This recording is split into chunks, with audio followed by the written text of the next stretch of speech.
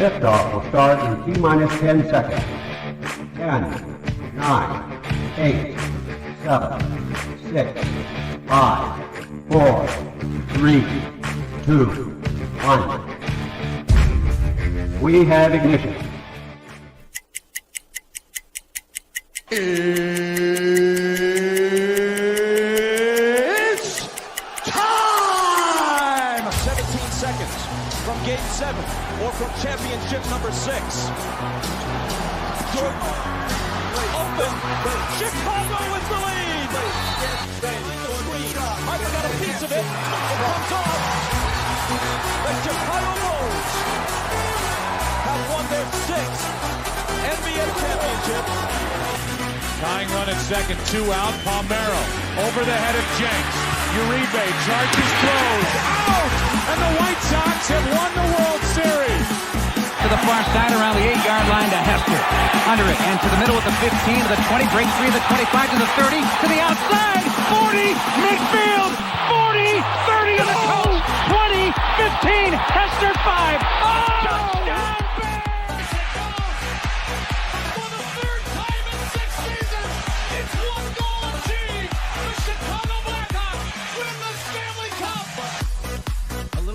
Slowly toward Bryant. He will glove it in front of Rizzo. It's in time. And the Chicago Cubs win the World Series.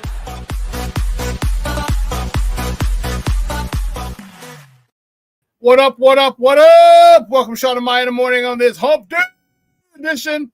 I'm your boy, the SuperBack, Shawn Sierra. Thanks for tuning in. If you're watching us on Facebook Live, well, then I guess you found us on Facebook. And if you're not following us on Facebook, what? Come on, go to Facebook, type in Sports Zone Chicago, click the like button, and now you're following Sports Zone Chicago. Simple. But wait, there's more. Go to the show's page, go to Shawn and Maya in the morning like that. Not only will you be following Sports Zone Chicago, but you'll be following Shawn and Maya in the morning as well. If you're watching us on our YouTube channel, excellent. And if you're not subscribed to our YouTube channel, for real, come on, go to YouTube, type in Sports Zone Chicago, click the subscribe button, but also click the notification button. That's the little bell next to it, and that'll let you know anytime a show from Sports Zone Chicago is going live. Get it? Got it? Good. Now, if you're watching this on our mobile app, please don't tell me you didn't know we had a mobile app. Come on, baby. What's wrong with you? You got to keep up with the Joneses and them. All right? Go to wherever you get your apps from. It doesn't matter. It doesn't matter where you get your apps from. You go there. You type in Sports Zone Chicago. You download it. You take us with you on the go. So not only do you get Shawn and Maya in the morning 3 days a week, not only do you get our other live shows throughout the week, not only are the archive there like they are on Facebook and YouTube, but I'll tell you what, we give you a slew. And I mean a slew of articles thanks to my man Clarence, Council III. Big up to Clarence for keeping you abreast of all articles, Chicago sports related. Now, just on Roku channel, I like that kind of party, baby. And if you don't know, you better ask somebody. Sports Zone Chicago, we have our own Roku channel. So if you have a Roku television in the house, do us a favor. Download Sports Zone Chicago's channel to your television. Put us there next to the big boys, Netflix, Hulu, Apple, HBO Max, HBO Plus, what the hell? Paramount Plus, Stars. Oh, man, by the way, Paramount Plus has The Chi. Woo, Charlie. The Chi is back. It's a TV show for those of you who know what I'm talking about. I was fired up to see those episodes. But anyway, I digress. Put us there, watch it on the big screen. Hell, run the big screen, right, Mickey, Vicky, now. Now, you can also tweet the show. Tweet us at Sports Zone Chi. That's CHI at Sports Zone Chi. Now, if you want to just me personally online, you want to know what I did? Let me tell you what I did. I mean, it's easy for you folks. Nice and easy. You want to handle for Facebook, Twitter, Instagram, Snapchat, and TikTok. All one handle at the Shawn Sierra. Man, I got a great show for you, but I need you to get interactive. So whatever platform you're watching us on, whether it's Facebook, YouTube, or our mobile app, you have a question or comment on that platform, it'll come up here in the thread. We'll put it up on the screen. We'll incorporate it into the show. And that, my peoples, is what makes this the best morning Chicago sports talk show around. And that's you. So bring them all, baby. Questions, comments, smart-ass remarks, because ain't nobody scared over here. And like The Rock said, baby, don't sing it. Just bring it. Woo-wee. I am fired up. Listen. I'm fired up, man. Let me just tell you why. Let me tell you something. We got a great show for you, man. At 10 o'clock, my man Evan Winter from A to Z Sports is going to join us. We're going to talk Bears football. The Bears are back at Hallis Hall, back at OTAs. And I don't think I've talked to him since the draft. So I'm going to have have a good conversation with him. A lot to talk about. Looking forward to our conversation with Evan Winter at 10 o'clock. But we also got baseball to talk. Cubs, Sox in action last night. All right, we have NBA playoffs to talk. The conference finals, Eastern and Western Conference finals. All right, the Chicago Sky played last night. Chicago Blackhawks were in the news yesterday. So we got a full day of sports. We only got 2 hours to get it in. Woo, Charlie. Well, let me check out the chat. Because the chat is jumping. Cornelius Squall checking in. What up, sports zoners? Cornelius, don't blast him with that nonsense. He has Go Cubs Go. What the hell is that? Stop that nonsense, Cornelius. Oh, snap. Jay Grizz checking in. He said, what up? SuperBack and sports zoners. That's what I'm talking about. Jay Grizz checking in from Philly, the city of brotherly love, or city of brotherly shove. That's for the. Never mind. I'm not even going to go there. My man Armando Emeterio Lara Jr. in the house. And Jay Grizz starting his nonsense. Fly the W and go Cubs. Stop, dude. Stop. Just stop. You don't need to go there. No. Start off, great to see you, and then you start with that nonsense. But Sean Walls in the Mickey Picky house. But Sean, you're the man. Thought of you today. He says, what up on a hump day, Chi-Town? Man, let me tell you something. Burpees this morning, and I cursed you out. Damn you. And came in the mail, Michonne, baby. That's what I'm talking about. My jersey, the new White Sox jersey. I told you it's coming from China. You guys don't believe me?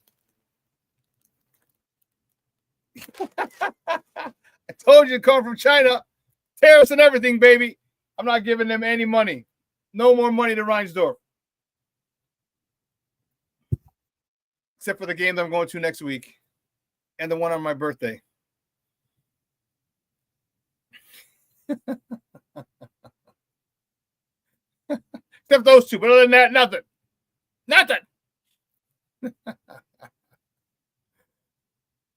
Oh, man, listen. Good to have you guys back.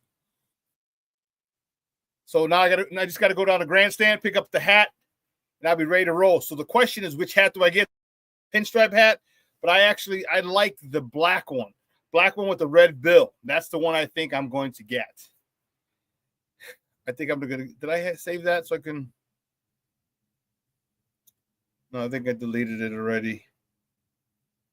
No, I did not. So here's what we're going to do.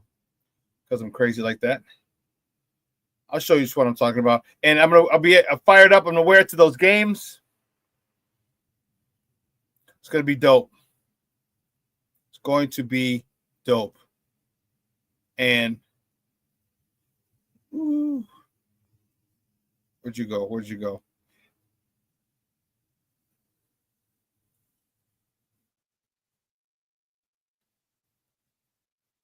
There we go. Yes, I'm fired up. And those will be my first only two games of the year.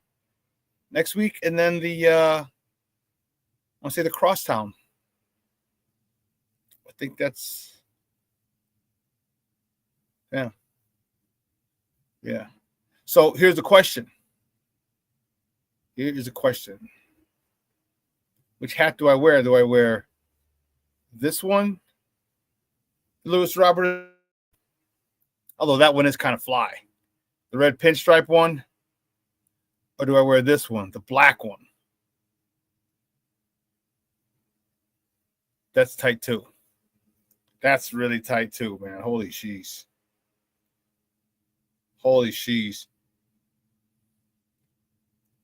I got to figure out which one, man. That's.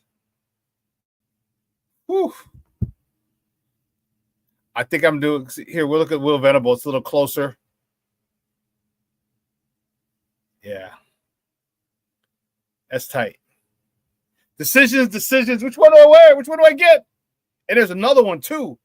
Oh, they got the two pairs of two socks, and it says White Sox on it. I'll find it for you. Man.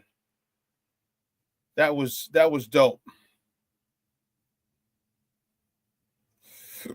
Excuse me. Yeah, they had that. Whoo, Charlie, that was good. So there's a couple of different ones.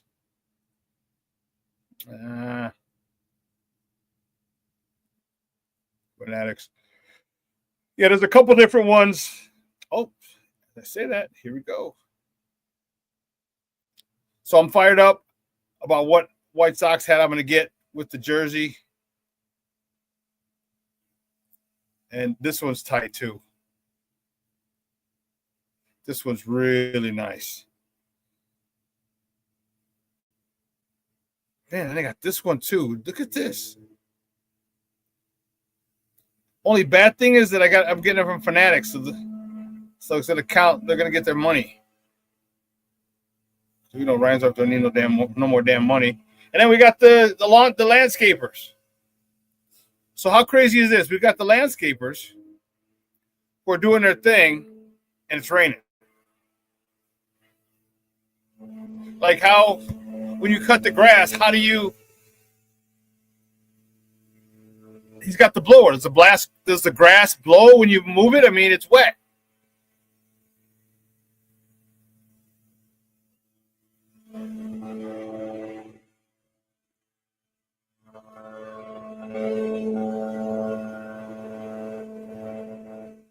Yeah, it's wet.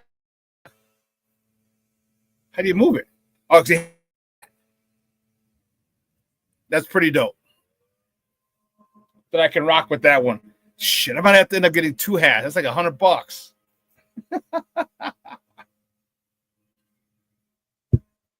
I don't have a hat guy. And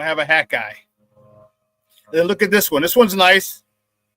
Royal blue or navy blue and red with the red bill. Not for this jersey, no, but just to have. Decisions. What am I going to do?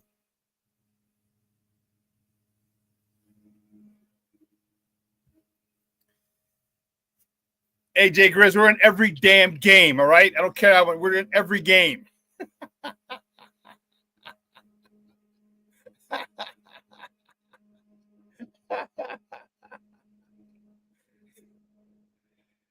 Every damn game.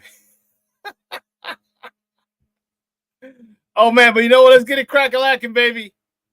Let's get it going. You know how we do, because we got at the top of the hour, I want to get through some of these top of the morning topics. So you know how we do the first segment of every show.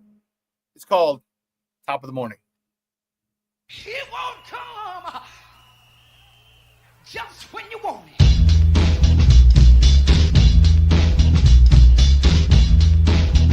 Top of the morning to you. Top of the morning to you. First top of the morning topic. Which way do we go? All right. Don't ever say I don't do anything for you, you freaking psychos. The Cubs beat the Colorado Rockies, the lowly Colorado Rockies yesterday, 4-3-11. It took you 11 innings for these guys. Nice. Cade Horton got the start, and he's pitching very well. He got no decision. 6 innings, 4 hits, 2 earned runs, 1 walk, 6 punch-outs. Matt Shaw with the game-winning RBI. He was 2 for 5. His 6th RBI of the season in the 11th, drove in the game-winning run. Seiya Suzuki was 1 for 5 with an RBI, his 50th of the season. That's crazy. Michael Busch was 1 for 5, driving in the 29th of the season. And PCA, he's right on Suzuki's tails. He had an RBI yesterday, and that brings him to 49 RBIs on the year. Listen, you know I can't stand the Cubs, or especially can't stand the Cub fans. But goodness gracious, great balls of fire. That boy good. That boy good. That boy got talent. That boy got talent. Let me tell you something. He is an exciting young man. Watch. And I'll tell you, and how crazy is it? He's the most exciting player you guys have had since Javi, who, ironically, he got traded for Javi Baez. How crazy was that? Insane. Look at this stat. I was just going through some stuff. Look at this stat. Last two players with 14 homers, 14 or more homers, 14 or more stolen bases through their first 51 games of the season. This is the list. Barry Bonds and Pete Crow Armstrong.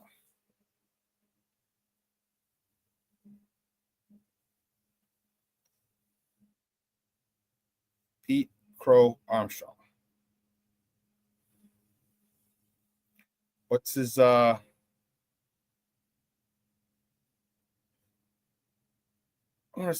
forgot his, is it Henry?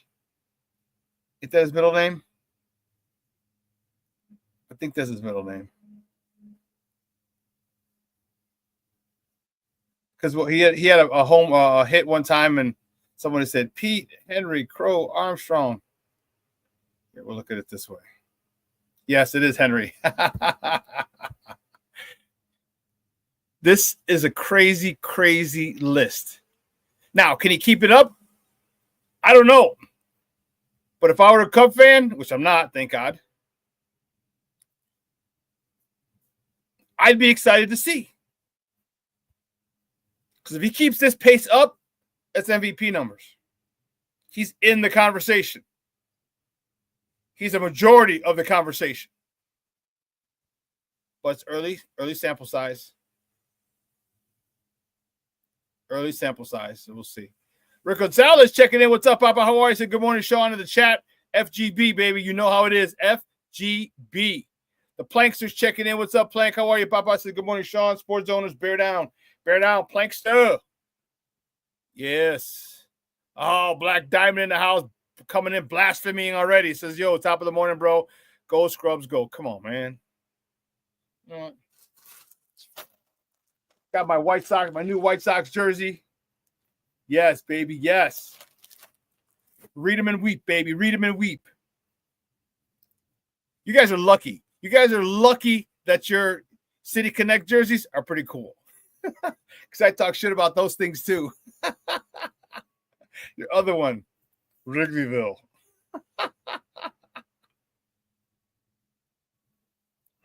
But your new ones are kind of tight. I'll give it up to you. Kind of tight.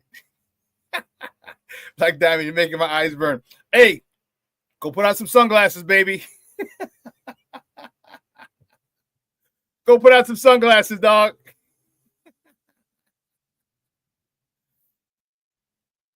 Oh, man. Staying with the Cubs. Top of the morning, top of the Cubs go for the sweep tonight at Wrigley Field. First pitch is at 7:05 Central. Probables for tonight's game for Colorado. Tanner Gordon's on a bump, 1-1 with a 4.37 ERA. He's going up against Matthew Boyd, who's on a bump for the Northsiders. He's 4-2 with a 3.42 ERA. Next top of the morning topic, my good guys, man. They're literally, it's one move here, one play here, one pitch there, one error here, one bad thought there. White Sox fall to the New York Mets 6-4 yesterday. Jonathan Cannon was on the bump. He got the loss. He's 2-6 on the season. He went 5 2/3, 9 hits, 5 earned runs, 1 walk, 4 punch-outs. Miguel Vargas is continuing to tear this league up. He was 2 for 5 with a double, his 14th, a homer, his 8th, driving in his 24th, 25th, and 26th RBIs of the season. No studies, no guy Tachman. He was 2 for 3 on the day as well.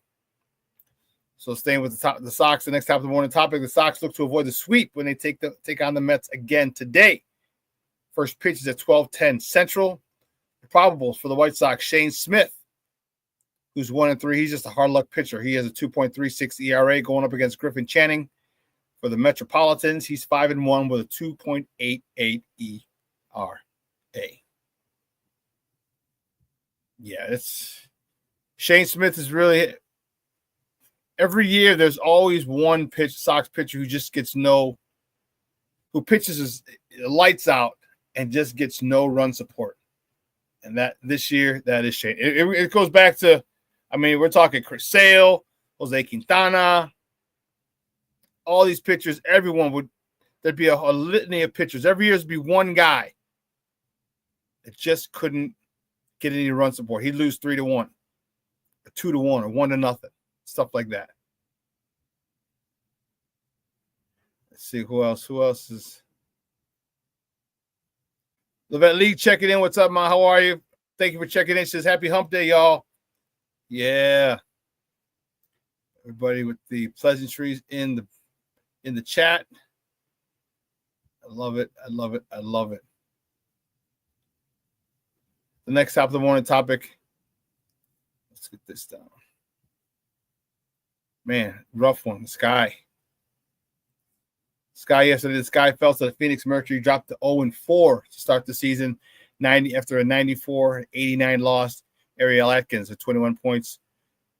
King Booker World, who should be checking in any moment. His future ex-wife, Camila Cardoso. She had 16 points, 9 rebounds. Courtney Vandersloot, 15 points, 11 assists. And Angel Reese, 13 points, 15 rebounds. Staying with the Sky, two things. One, the Sky will host the Dallas Wings tomorrow night at Wintrust Arena. Tip-off is at 7 p.m. Central. You can catch that game on the U, Channel 26, the U. Now, there is some news that I just got a call this morning.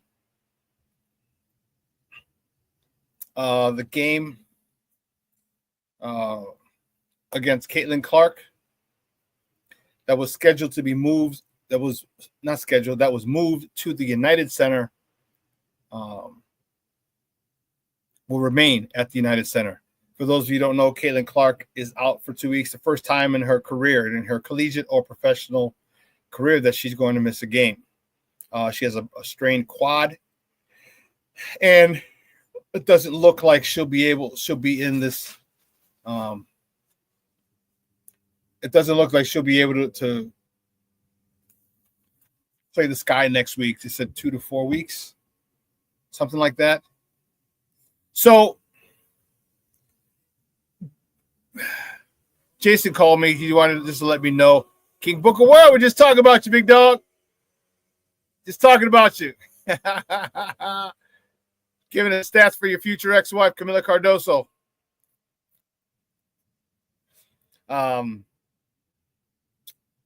So it's good because remember, those tickets, I wonder how many tickets were sold. That's what I want to know.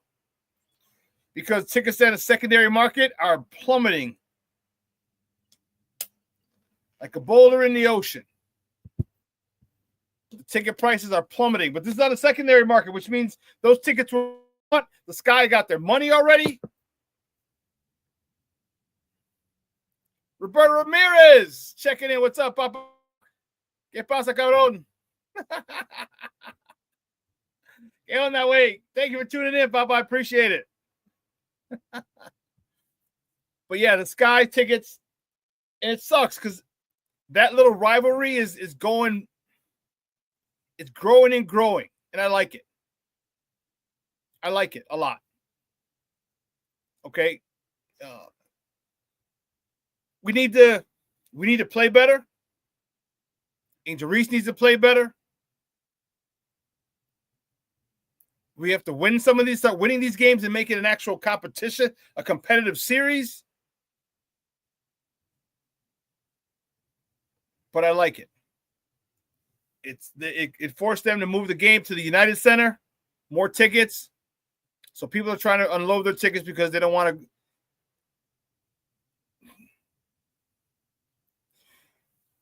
There's no Caitlin Clark. This is how important she is to this league. This is how important. And all the bullshit that everybody else said about her and things and the hard fouls and Brittany Griner all upset. This young lady is single-handedly selling out arenas, causing opposing teams to move their games to NBA arenas, NBA-size arenas. Her. One girl. And I know Caitlin Clark. I know Angel Reese. It was her in against Caitlin Clark with the You Can't See Me, and that drew it all. But, man, people are coming to see Caitlin Clark. People all over the country, every WNBA city, they are filling arenas. Now Many of them have been moved to NBA arenas, filling those arenas to see Caitlin Clark. If you didn't know how important, you didn't think she was how important, go look on the secondary market, see how many tickets are now, and cheap, $20, $25. Cheap tickets for the Sky Indiana Fever game.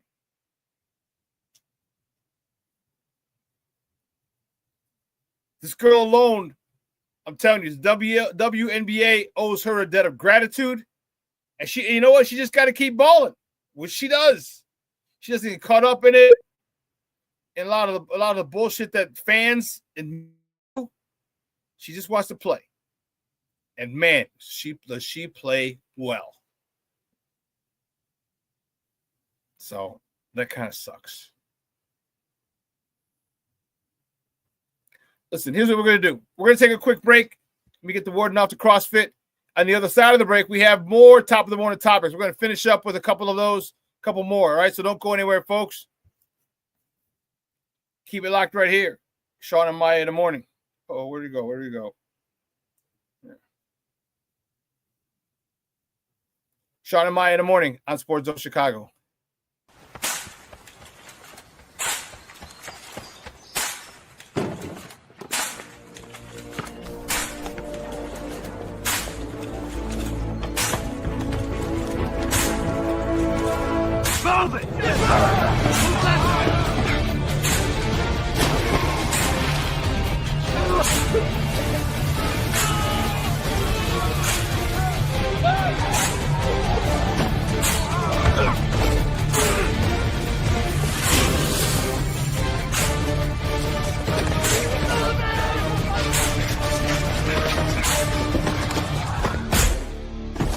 Many will hear the calling.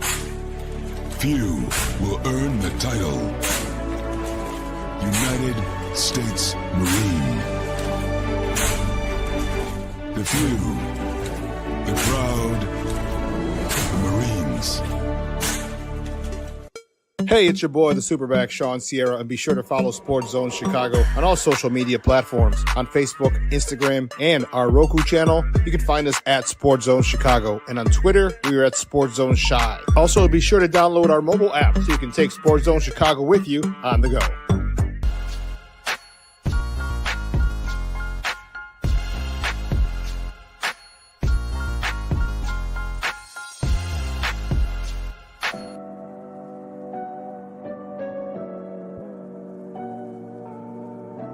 How do you take care of your mind health? For my mental health, I meditate in the mornings. I have my dogs. They're the best. I just find ways that help me just relax. Finding things that make me happy, like being close to my family. I meditate a lot and read books. I have hobbies outside of the game. I'm able to switch off. I'm able to turn my brain off from the game of basketball. Your mind health matters. Your mind health matters. We are looking for a few heroes, mentors, trailblazers, innovators, a passion to change lives, spark curiosity, open hearts, and awaken minds, help students answer the question, who am I? This could be your calling, but this is no job. It's the journey of a lifetime. Be a hero. Be a teacher. Mental health and learning disorders don't discriminate. 17 million children and adolescents in the United States live with disorders like anxiety, depression, ADHD, and dyslexia. Less than half get the help they need to thrive. Help the Child Mind Institute change these children's lives. Visit childmind.org.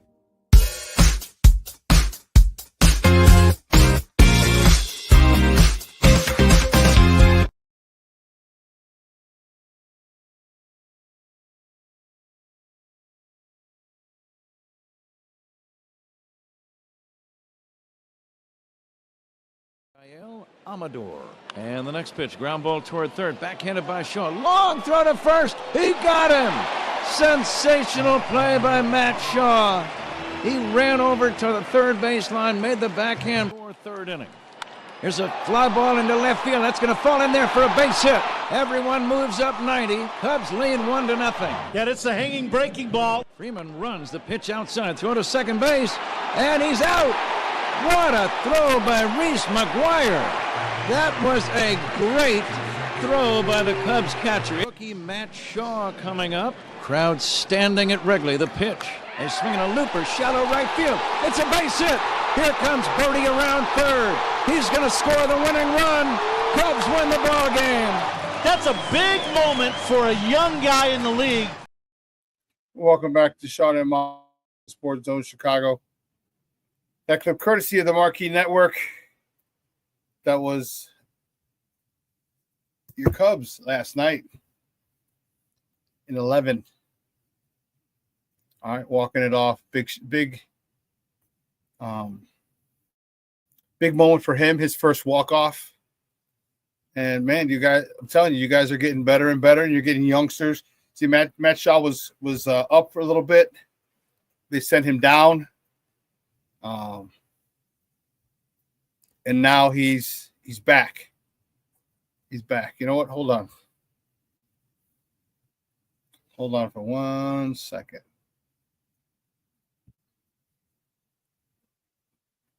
We have. Hold on. Let me play this.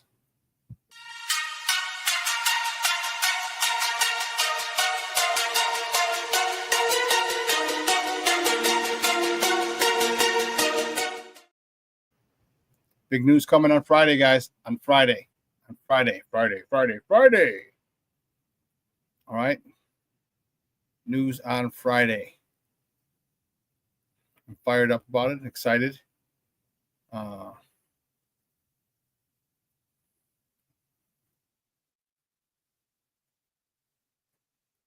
are you saying, King?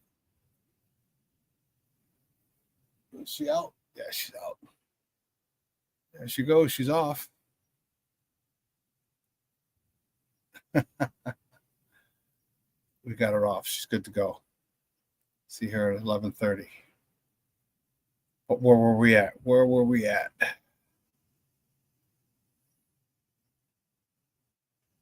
The next stop of the morning topic. So the Blackhawks, yesterday, the Blackhawks introduced their new head coach. Get over here, Jeff Blashill. All right. They introduced him yesterday to the media. 51 years old, is an assistant with Detroit. He's got a lot of work ahead of him. Got a lot of work ahead of him developing these young guys. All right. Connor Bedard still needs development. Frankie Nazar, all the other youngsters need some development. So he's got a daunting task ahead of him, but he was excited about it, about the opportunity to do that and develop these guys. Because if he can develop these guys and get them to a winner, man. So one of my biggest question marks for him is like, what coach is he? All right, what coach is he? Is he the guy to get us from A to B, or is this B to C or A to C guy? Is he the guy that can take it all the way, or is he the guy that is charged of development? Okay, like, I hate to say it, but Ricky Renteria, if you remember, he did that with the Cubs. He did that with the Sox. It worked out well with the Cubs, the organization. It didn't work out that well with the Sox. They went and got stupid with Tony La Russa. That, I digress. That's the question I have for this situation. What is he going to do? Is he A to B or B to C?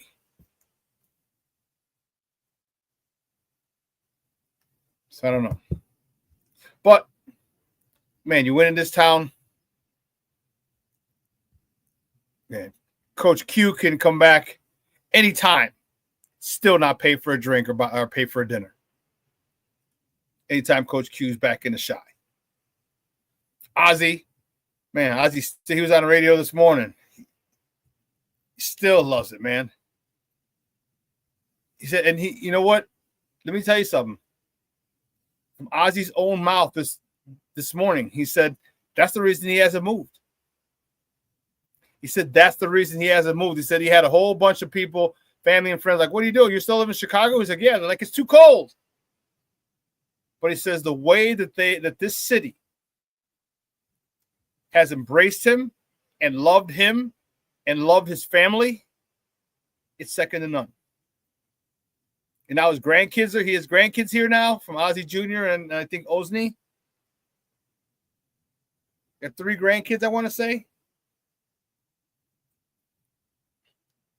And the way this city treats them, he's like, he loves it. He loves it. And if you can do that, you can bring a title to this town as a coach, man. King Booker World, don't even start, dog, because you're going to get me fired up. Fired up. He should still be the manager. Don't get me fired up, because you know what? We wouldn't have had to go through this second rebuild. Luis Robert will be performing at an MVP level. Yoel Moncada will be performing at an all-star level. Eloy Jimenez would be at an all-star level. Tim Anderson would still be here performing at an all-star level. All those guys would have been performing at all-star levels with Ozzy here.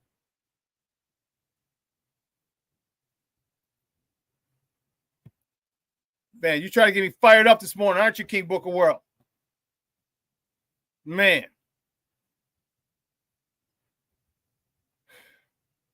Man.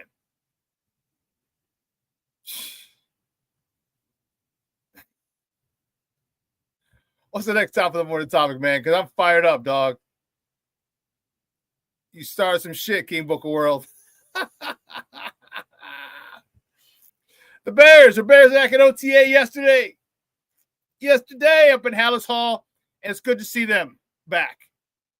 All right, it's great to see them back. It's good to see more football. All right, I understand.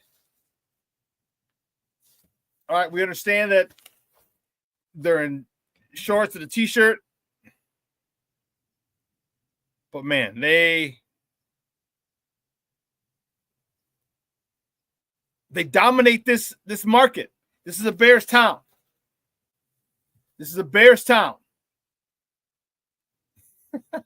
King Booker World said, I'm in the gym about to put up 300. Just thinking about it.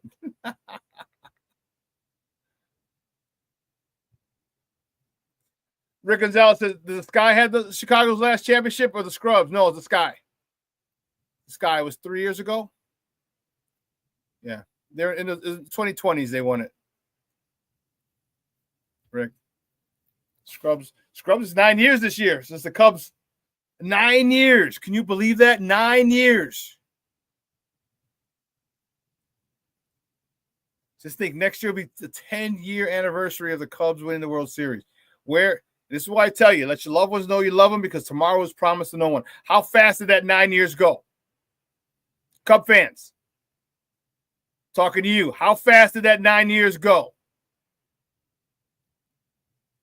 From you winning the title to 2015. How fast did that time go?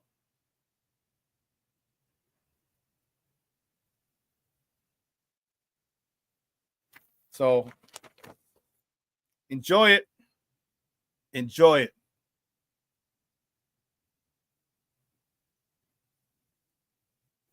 You know,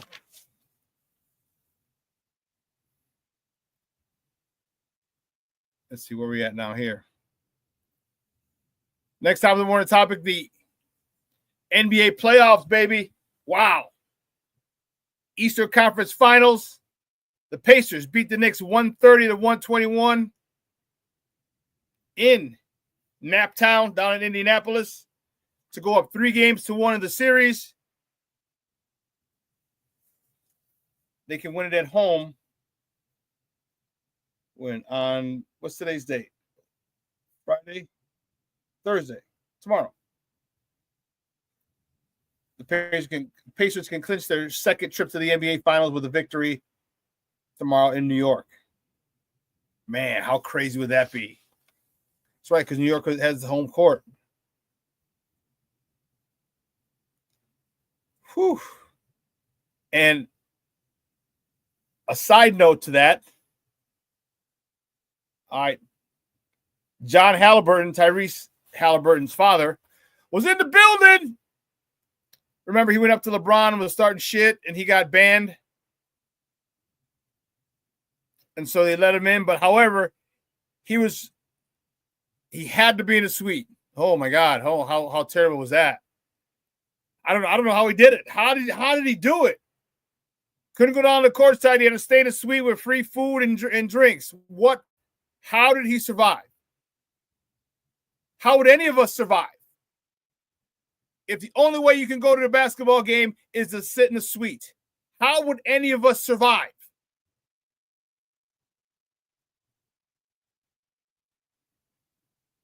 They bring the dessert cart around, and you're forced to eat those delectable, rich desserts. Unlimited food, hamburgers, hot dogs, burgers, maybe Italian beef. Who knows what they got in there? How the hell are you supposed to survive a game sitting watching it from a suite? How did his father, John Halliburton, survive that game yesterday? How did he do it?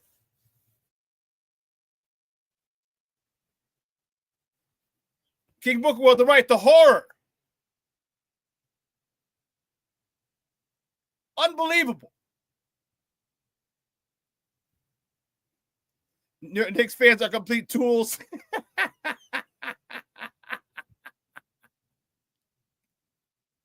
Rick Gonzalez, I can't stand the Pacers. They're like the Twins to me. I want in New York. You know why? Because I went to school with a lot of New Yorkers. My roommate from college is a New Yorker. Actually, he was on TV. Game 1, it was on TV. And that's funny. I think I talked to you about it last week.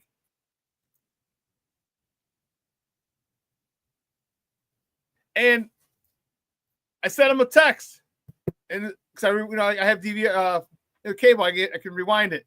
So I rewound it, took a picture of him clapping, and because New Yorkers, and maybe I got a soft spot. Maybe that's what it is. I think that's what it is. I have a soft spot because I lived in New York for 2 years. And let me tell you, I talked so much shit in 91, 92. I didn't get to talk shit to my New Yorkers in 93 because I graduated college in 93. And here's what happened. The Bulls were playing the Knicks. All right, in the Eastern Conference Finals. And the Knicks went up 2-0. And then we graduated because you graduated on Memorial Day. So I couldn't talk shit to my friends in 93. Because then after that, I came home the next day after on Tuesday after Memorial Day.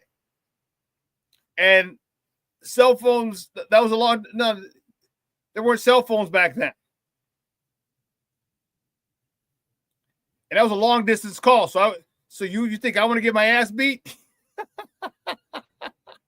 Just to talk shit so I could call my friends in New York and talk shit on a long distance call? That wasn't happening. That wasn't happening. So at least in 91, 92, after 91, I went back. 92, after 92, I went back for 93. The 92, 93 season, I got to talk shit. So I actually felt bad for them. Because they made it to the finals and got swept by Houston. They claim they're the basketball mecca of the world. Like, yeah, okay, great. How many titles have you won? When was the last time you won them? So I kind of had a soft spot for the Knicks. And I know New Yorkers, man, if they would have won, I mean, there's still a chance. Slim and none, and Slim's about to leave town. But I knew New Yorkers would have been unbearable. But I can say, look, man, we did it 6 times. Relax.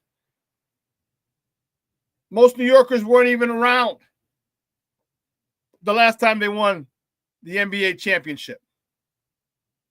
Is it 73, 74? Chicago Bulls, former Chicago Bulls head coach Phil Jackson was on the team. Senator Bill Bradley, who has been in the stands, was on the team. And a lot of New Yorkers were kids. They don't even remember it. So I was rooting for the Knicks a little bit.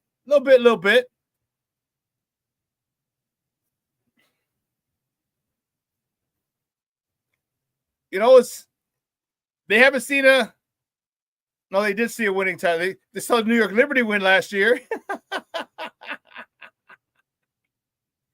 New York Liberty won.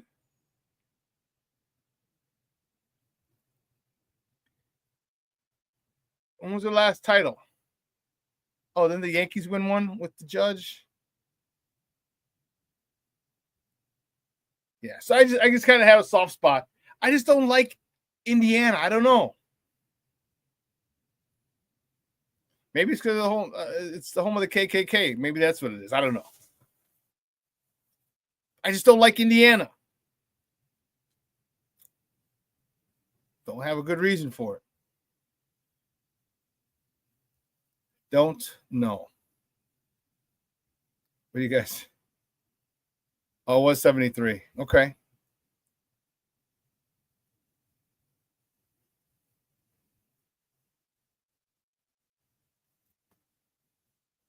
Long time, man. 52 years. 52 years since they last won.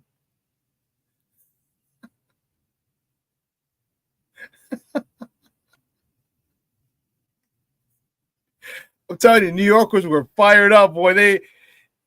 Man.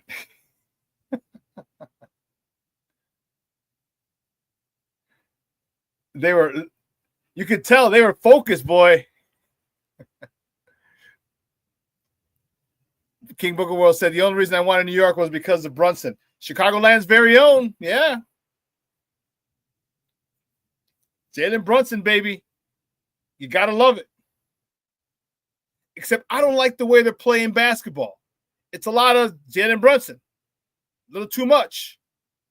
A little hero ball at the end of that clock.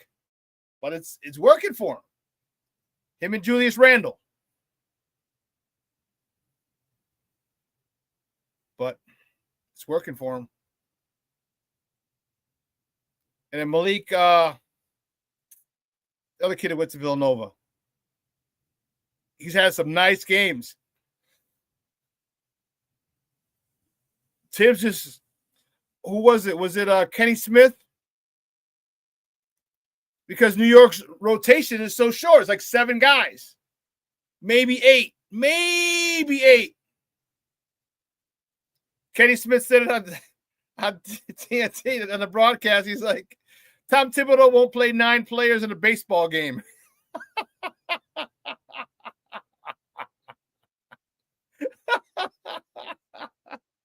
He won't play 9 players in a baseball game, and it's true. Especially in the playoffs. Man. But I think you're seeing this is history repeating itself. This is a team getting tired because of the long minutes that they play all season, the intensity with which they play all season, and in the playoffs, Tibbs doesn't take them out at the end of the games when they're up or down big. But we've seen this with Tibbs when he was here. We saw it. You saw it in Minnesota. We see it now with the Knicks. A leopard never changes his stripes.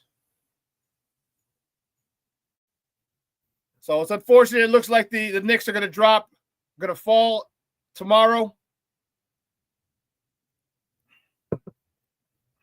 Is it tomorrow?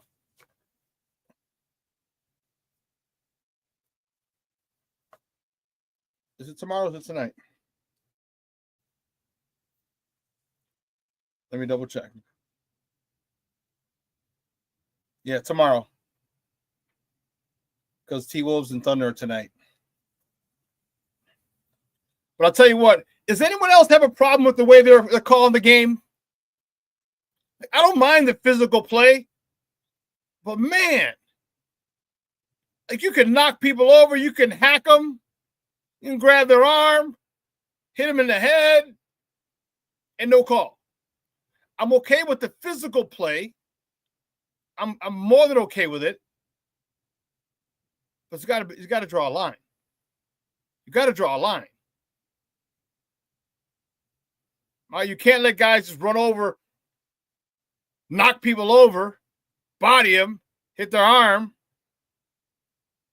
What does Stacey say? You get 5 to 10 on the street for that.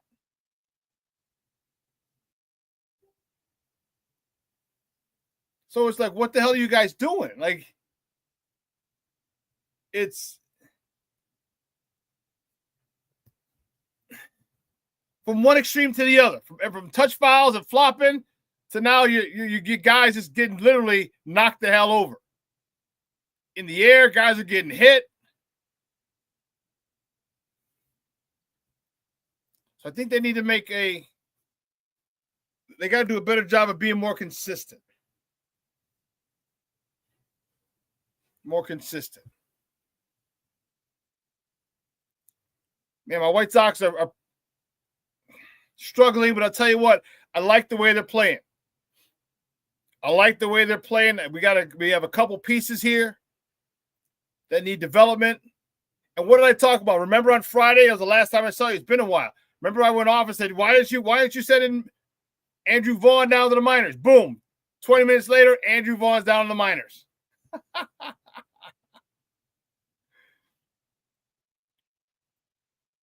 He's been up here since 21. Come on, dog. It's your 5th season. And hopefully it works. Hopefully you go down, you work on everything. Life is about perspective. If you go down and look at it as a demotion and look at it as a setback, then it defeats the purpose. But if you go down and look at an opportunity to work on your swing, work on your patience, work on your discipline, your plate discipline, work on taking the ball in the opposite field, work on squaring it up,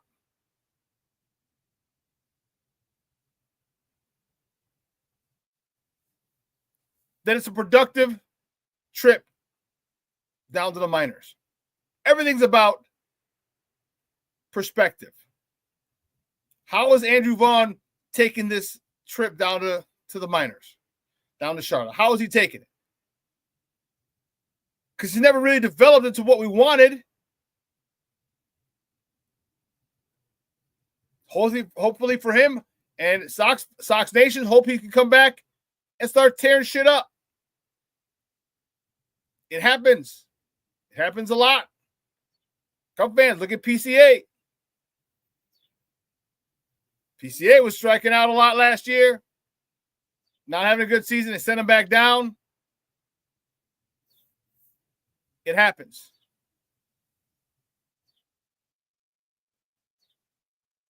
Cub fans, Cubs are doing well. They're playing well, man. They're exciting.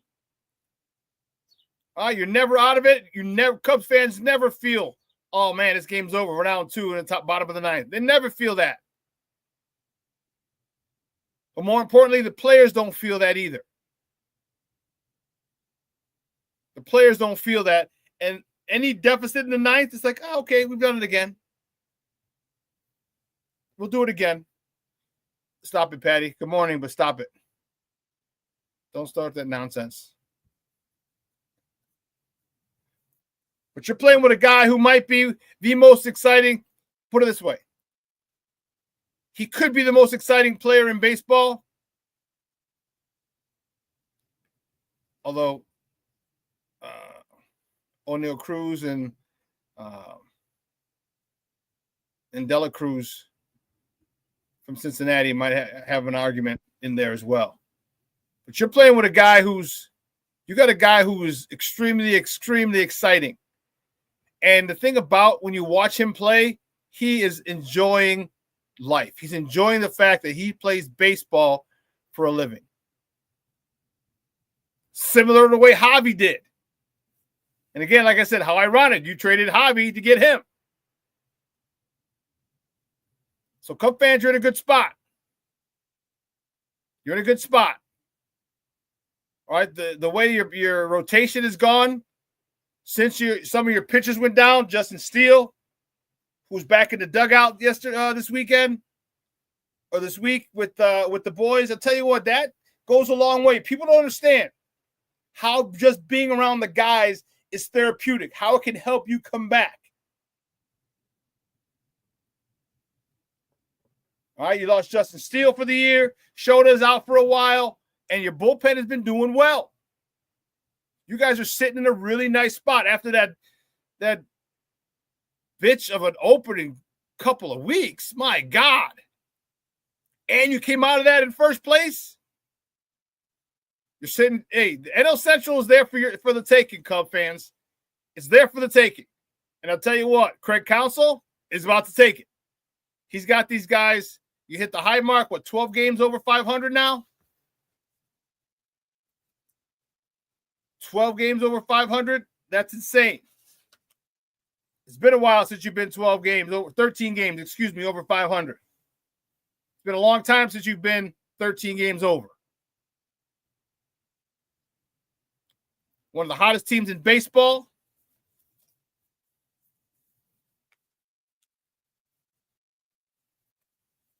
Let's see, where are you at as far as streaks go? Scrubs.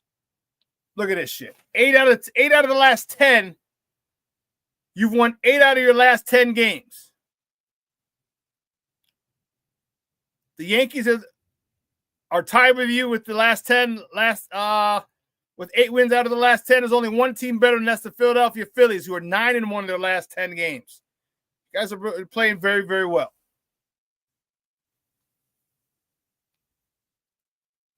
How long are they keep it up? We're going to find out. We're going to take a quick break. On the other side of the break, we're going to switch gears and we're going to talk a little Bears football, baby, with our man Evan Winter. So don't go anywhere, folks. Keep it locked right here. Shawn and Maya in the morning on Sports Zone Chicago. Hey, it's your boy, the SuperBack, Shawn Sierra, and be sure to follow Sports Zone Chicago on all social media platforms, on Facebook, Instagram, and our Roku channel. You can find us at Sports Zone Chicago, and on Twitter, we are at Sports Zone Shy. Also, be sure to download our mobile app so you can take Sports Zone Chicago with you on the go. Time out. How are you feeling right now? Happy? Excited? Angry? Overwhelmed? One of the best things you can do for your mind health is to name what you're feeling. It can sharpen your awareness and help you talk about your feelings with someone you trust. Here are 3 questions to ask yourself. Where are your thoughts right now? In the past, the present, the future? Do you notice any sensations in your body? Is your heart beating fast? Is there a flutter in your stomach? Or are you fully relaxed? What do you need right now? Time with others? Time to yourself? Remember, there's power in this awareness. So find ways to identify what you're feeling today.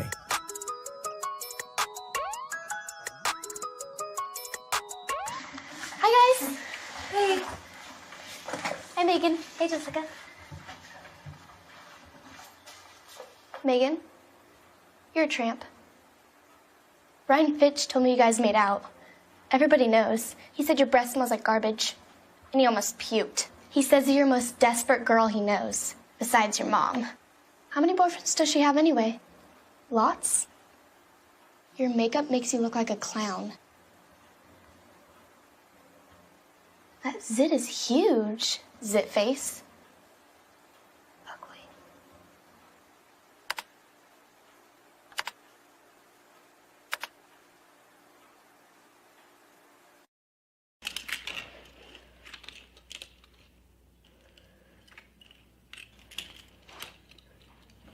Hey, bud, what you doing? I'm playing with cars. Cars? Can you show me what a car does?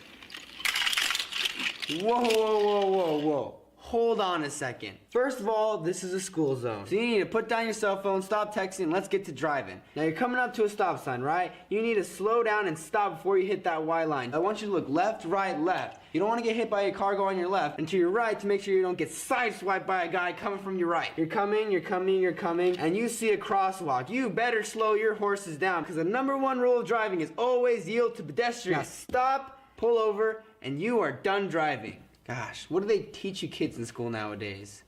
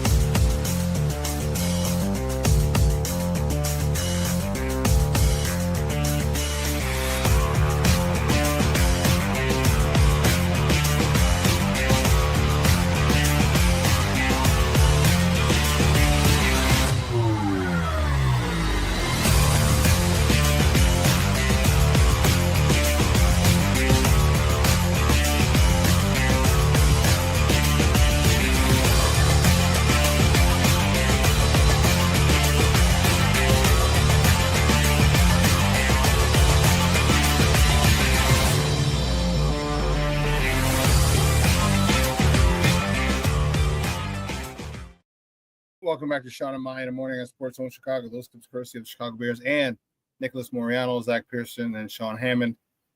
Those were the boys last week. And I'm excited. They're back at OTAs. I'm excited to talk to this guy. This guy over here. I'm true with this guy. I'm glad to talk to this guy over here. Forget about it. He is the main man. He's the co-managing editor of the A to Z Sports in the NFL department over there. You can find him on Twitter at Evan_ATOZ, A to Z. Guys, just welcome back to Shawn and Maya, Evan Winters. Evan, what's up, Papa? Good morning. How are you? John, what's up, man? Good to talk to you. It's been a long time, so got plenty to recap over the last couple months. Yes, it has. Yes, it has, Doctor. And I'm fired up, man. So let's go back to the beginning. How happy were you with the draft? The lack of running backs in the early round, it seemed like they kept getting sniped right before someone would take. Rumor had it Travion Henderson went right before us to the Patriots. They wanted him, and our running back that they got. Yeah, so ultimately taking a slight step back, I think the Bears set themselves up perfectly for the draft by solidifying the offensive line, right? Bringing in Tooney via trade and then Jackson via trade and Dahlman, through free agency. That allowed them to pretty much do whatever they wanted to do at number 10, right? They weren't pressing for a need. I mean, sure, they had places they needed to address, but the offensive line was the foremost priority, as we saw last year. That had to be fixed. They did that. Now they have 3 veterans that they can rely on. They don't have a rookie they're throwing in there. So now they can do whatever they wanted to. So I loved it, man. Colson Loveland is going to be an absolute just weapon in this offense. And then you got Luther Burden coming in, who's a really good route runner. Not exactly like Keenan Allen, but has a lot of similarities in his game and what he can do. And then, going back to the running back position, and we talked about this, I think, the last time that we spoke with Ben Johnson and his offense. He's all about creating matchups, right, and taking advantage of other defenses. He's very good at that. So I look at the running back, I almost, except for offensive line, I kind of look at every skill position on this. And sorry, that was a weird way to phrase things. I didn't mean to say that offensive line is a skill position. But anyway, outside of the offensive line, yes, you want guys, right? Dudes over plays all day long, right? But at the same time, I feel like Ben Johnson's scheme is good enough to where you don't have to press yourself into a need if you have good players elsewhere. And that's what the Bears have on offense. So they've got a good 2-headed back in DeAndre Swift. They've got, Roschon can catch and he can run. He can do a little bit of both, a little bit better of a power runner overall at the end of the day. But they've got 2 really good backs that they can mix in there. We'll see what the 7th rounder does. Forgive me, I struggle with his name. Manungai. Manungai, there we go. Manungai just sounds like a made-up name. I don't know why. But anyways, and then Travis Homer, as a good depth guy. So, yeah, let's see what happens in camp and stuff. Maybe they bring one more guy in, to kind of flesh out the room. But overall, I think they did a great job on the offensive side of the ball. And then when you look at defense, the Ruben Hippolyte selection didn't come to the combine. First time that's ever happened, right, in the first 4 rounds of the draft. Then you got Shamar Turner. But, dude, let me tell you, and I know he's a 5th-round pick, but Zaw Frazier, I pick like 3 to 5 draft crushes every single year. Oh, well, after I go through and evaluate them, right? Zoff Frazier was easily one of my top 2 draft crushes this year. Really? Dude, love his game. He's tall, he's lanky, he's fast, he's got ups, he's a ball hawk. Getting that in the 5th round, once you get to the 5th round, it's all about upside. It's all about traits. It's all about talent, right? And he's got all the talent in the world. And with Dennis Allen running the show now, Eberflus out of the picture. I don't know, man. There's got a lot of potential there with that pick. So do you think that has a that's a message to Tyreek Stevenson? Could be. Yeah, I mean, dude, you never want to judge somebody on one play, but we all know how bad that play was last year. I think we all know what I'm talking about here. Don't have to say it. Turn the season literally that play alone. And we never say as a football player and coach, I never say, hey, this one play determined the game. There are always other, but that play turned the game and turned that season completely around, a complete 180, because they're doing well, and that was not. And you never want to judge somebody on one moment, right? Like that's not we want to live life. You just don't want to do that. But when it's that bad, you're gonna be second guessing around this guy until he stacks 2 to 3 solid years together. Probably has to make a Pro Bowl or 2 somewhere. I mean, the dude's got an uphill climb moving forward, and every little thing he does wrong now is going to be magnified even more. So it could very well be a message to Tyreek at the end of the day. Guys, we're joined by Evan Winter from A to Z Sports. I'm the co-managing editor for the NFL department. We're talking Bears football here on Shawn and Maya in the morning on Sports Zone Chicago. Yeah, so maybe it is. And you got a guy here, and here's the thing: is like this guy likes to do a little. We're talking Dennis Allen likes to blitz a little bit, which puts you in man coverage a lot. He likes to bring minimum 5, and maybe that was the linebacker, the Ruben, what was it, Petitite? Hippolyte, yeah. Hippolyte. Great. These last names are great, man. I love how as we push on the NFL, NFL years, just all these different names come in.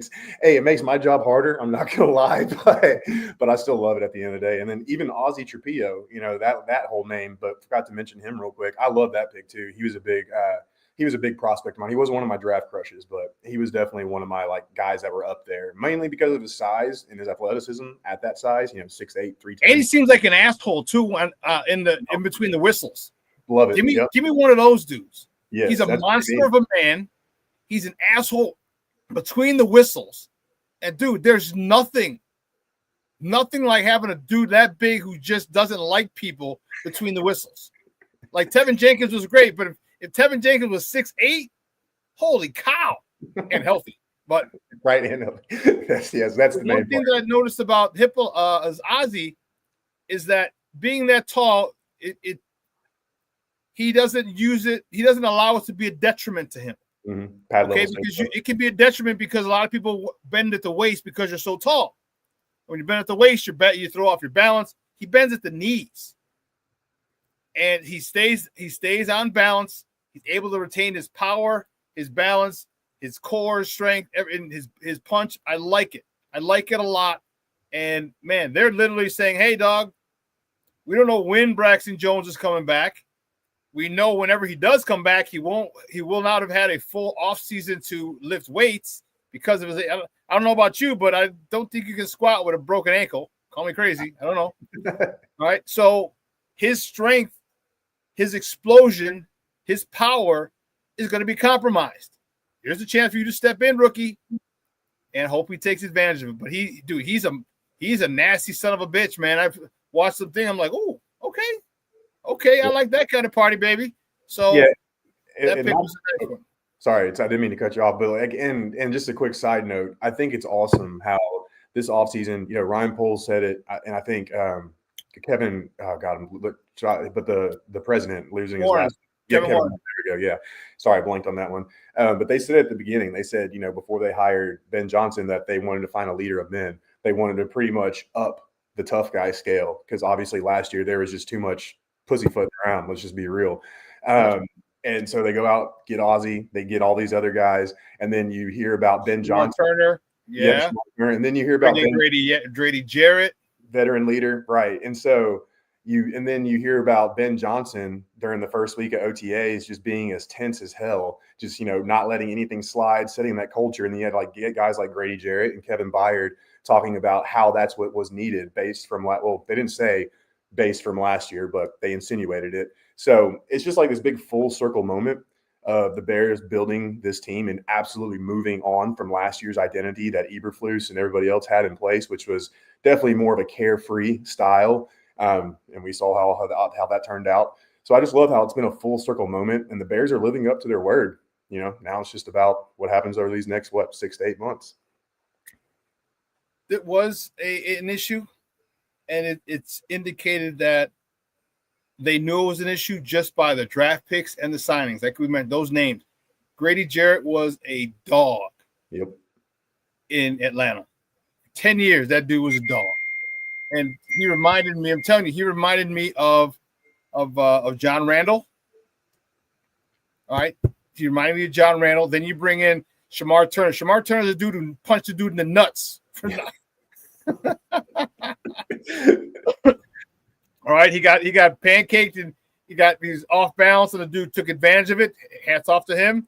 Pancaked him. The dude stood over him and he hit him in the nuts. Now, mind you, I'm gonna reel it back a little bit with him, but give me a guy who plays on that edge. I'd much rather have to bring him back than try and get him to play with that type of intensity. Yep. And again, with the Grady Jarrett signing, him mentoring Shamar Turner, him mentioning Gervon Dexter, him mentoring Austin Booker. There's a lot that is going to be learned by those guys from him, and I love it because he has a motor. Man, Grady Jarrett just does not stop. Again, like John Randall. So it's a good situation for those young guys. And then Dennis Allen, all right, it starts at the top of the DC, and then you got Grady Jarrett, who's more than happy to mention those guys. And man, I'm excited about the defense as well. So things are going to be good, man. Things are going to be good. I'm looking forward to it. Talk to me about the offensive side, Caleb. Caleb is what about this whole situation where Caleb talks to a writer, and says he didn't want to come to Chicago. All right, they were going to do a whole bunch of things to not get drafted by the Bears, maybe avoid it, maybe go to the UFL. They looked at legal options. Your thought on that whole situation, which eventually he finally said, he's like, fuck it, I'll just go to the Bears and I'll win, Yeah, it's tough, man. It's really tough. And, you got to look at the final outcome, right? And Caleb made a decision, look, I'm not going to try to tear this city down, or I'm not going to try to, light things on fire ultimately. He was trying to find ways out, yes, but he wasn't going to just pull a Mike Williams, right? Or, God, what was the running? Maurice Claret. He wasn't going to try to, pull that from back in the day where they challenged it and all that stuff. And we all saw how it turned out for both of those guys ultimately. Just looking at it through the lens of a fan, I wouldn't like it. And it's going to be really hard to get on the Caleb bandwagon unless he starts playing really well and starts doing big things. That's how I would look at it. And I don't blame anybody for thinking that way. I think both parties can be right in a certain extent to how this is viewed. And if you look at it again through the first point I made about how sure this all went through his mind, and let's be real, these number one overall picks, or these, pretty much consensus number one overall picks, I guarantee you, they would be lying if they sat there and told you that they never had a doubt about possibly going to whatever team's going to pick them, right? Because that team sucked the year before. They were horrible. So, of course, they're going to have doubts. And let's be real, Chicago's quarterback history hasn't been good. And last year exemplified having to watch tape alone, the stuff with Shane Waldron. I mean, let's be real. His dad was kind of right going into last year in a vacuum. We're talking about in a vacuum. But now the scenery has completely changed. The environment has completely changed. I think Caleb recognizes that. I think, and he's said as much, last week during the presser about how he's not worried about it. He's going to put his best foot forward, things like that. I think they did a good job making up to him in year two after what happened last year. So there's just a lot of conflicted feelings, man. I don't blame either side for looking at it how they want to. If I was a fan, though, personally, I would be leaning on the side of this dude's going to have to earn my trust back at the end of the day. Yeah, a lot of his fears that they had were realized last year. Yeah. Again, I'm more of the I can't believe the offensive coordinator wouldn't watch film with you. Crazy. I don't believe that. There's got to be an exaggeration. There's got to be some hyperbole to that, because there's never an issue with any other quarterbacks. With Geno Smith, with Russell Wilson, there wasn't an issue. Okay, so now there's an issue with him. And this is part of your job description. You're the offensive coordinator. You need to do this. Now, it might not be the whole time. Your majority of your time might be watching film by yourself, but there's going to be a time, either at the facility or at home. But there's got to be a time when we sit down, and you and I sit down as the offensive coordinator, and we go over, coverages, tendencies, whatever. So I find it very hard to believe, and we're only hearing one side of the story. Yeah. All right. But like you said, when it's all said and done today, Caleb chose to come here, which says a lot about him and his character. Okay. And I'm anxious to see how well this works. You mentioned Luther Burden. He was pissed. He's pissed. He got passed over. You're getting a lot of guys here, both sides of the ball, who got a little bit of a freaking attitude. And I like it a lot. You got a guy, even in his press conference, he was a little snippy. You get very standoffish with the media, and that's cool. He's like, "Oh, you're going to pay. Oh, they're going to," and you'd love it. I love it. And maybe this also melts. Maybe this also helps Caleb too, because some people are going to turn on him. And if he uses that motivation, and as long as he realizes it doesn't matter as long as you win. And if you use this as motivation, you come out and you hit that 4,000 yards, you hit that 30 touchdown, you get us to the playoffs. Guess what? Not very many people are going to be having a bad word to say about it. Nope, not at all. And Burden's really interesting to me too, because especially the chip on his shoulder. And I'm not saying this is true or not. This is just what people said. Reports were put out there, and obviously not trying to parrot just anybody out there. These were credible reporters and whatnot, insiders saying this stuff. But apparently a big reason why his draft stock fell was because of not wanting to practice. Apparently at Missouri, he wasn't the best practice player. Sometimes he had attitude issues, so on and so forth. So it was really more about what he was doing and what he could control at the end of the day in terms of his mental space. So I'm wondering, how much is that going to help him flip potentially? Again, I'm not saying, I don't want to say all that's in concrete and true and everything like that, but if even half of it's true, how much of that fall will it wake him up and be like, holy shit, like, okay, it might not be completely true, might not be completely fair, but there is a perception of me out there, and it came to fruition during the draft. So now I need to do what I need to do in order to skip that or ease that reputation, to bridge that gap. Or is he just going to let it snowball and, continue to trickle down? It's going to be really interesting to see. And real quick, just to make a parallel, I want to be fast about this because obviously this is a Bears show. But for instance, Hassan Reddick, all the crap he pulled last year, he doesn't show up to the first day of Bucs OTAs. Completely voluntary. Sure. But like after last year, going into this year, knowing that this is a make or break year for your career, wouldn't you want to be a Boy Scout and just show up to everything and make sure that you're doing everything right, both perception and internally wise, to get yourself out of that mold, so to speak? I don't know. It's just one of those things that's going to be really interesting to watch as the season unfolds. It says a lot to your teammates too. Yep. It shows them a lot, and I get it. They understand it's voluntary. They understand that sometimes you don't want to go for whatever reason. You're a veteran. You don't want to do OTAs, but it says a lot. Like, hey, this guy could be gone because it's voluntary, but he's here. Yep. I personally think it sets a good tone for your tenure, because your teammates. This is where your trust is built. Here's where your trust is built, and I like it. I like it a lot, and yeah, I love it. I love it a lot. It's just, this is the way championship teams are built. Right? You show up to everything, whether it's voluntary or not. You show up. You get there. You get the work in with your teammates. You start bonding. Every single championship team that I played on or coached, the camaraderie among the guys is second to none. And this is where you start building it right now. So 100%. I'm looking forward to it. Looking forward to it a lot, man. A lot. Anything else? How happy are you? They're back at OTAs. All right, yesterday. Luther wasn't there last week because of a soft tissue injury. Any concerns with that? No, and I think also too, he hasn't signed his contract yet, his rookie deal. And man, second round contracts are getting more and more complicated these days. Our guy Cole Noble put out a really good article just a few days ago on him, Trapillo, and the third second round pick. Sorry, it's slipping my mind. But he put a really good article out there explaining just how complicated these contract negotiations are getting, especially since the 33rd and 34th pick. One of them was Jalen Noel. I can't think of who the other pick was.